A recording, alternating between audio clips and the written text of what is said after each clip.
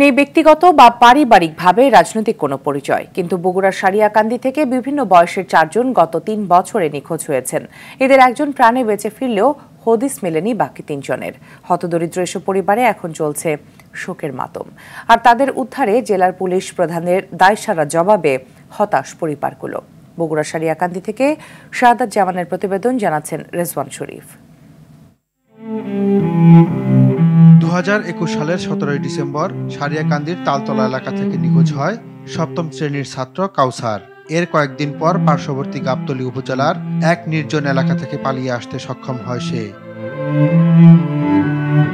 এ বিষয়ে মামলা চলমান থাকলেও কাউকে আটক করতে পারেনি পুলিশ।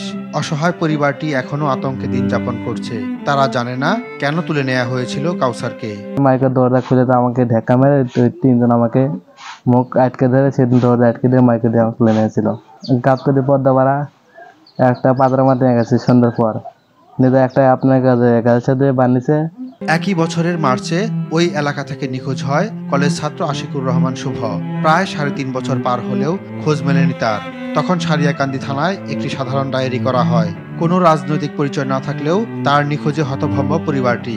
এই পর্যন্ত আমরা অনেক জায়গায় খোঁজাখুঁজি করতেছি এখনো, কিন্তু প্রশাসনের হেল্প নিয়েও আমরা এটার কোনো হদিশ পাইনি 2021 সাল থেকে আজ পর্যন্ত আর কি। একই উপজেলার কামালপুর এলাকার বাসিন্দা সাজু মণ্ডল। তিনি ঢাকার আশুলিয়া এলাকায় ভাড়া বাসায় থেকে রিকশা চালাতেন। চলতি বছরের 29 মার্চ মাসে তিনি বাসা থেকে বের হয়ে আর ফেরেননি। একমাত্র উপার্জনক্ষম ব্যক্তিকে হারিয়ে হতবিহ্বল হয়ে পড়েছে পরিবার। সে ঢাকা রপ্তানি থাকতো। গত 3 মাস আগে সে দুপুরে গাড়ি চালাতে গিয়ে নিখোঁজ হয়ে গেছে। তারপর থেকে আমার ভাইয়ের কোনো খোঁজ নেই।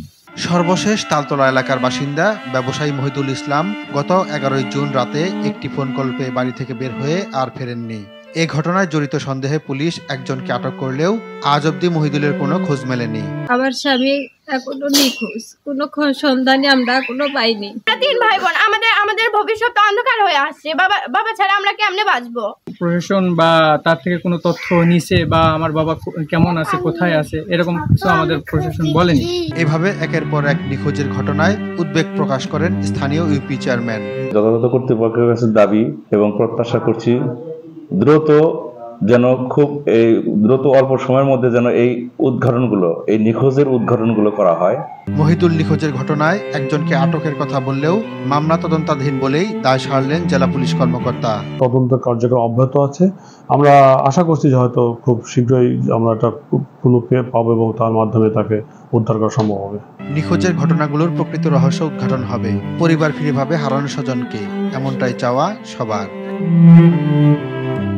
রেজওয়ান শরীফ, RTV।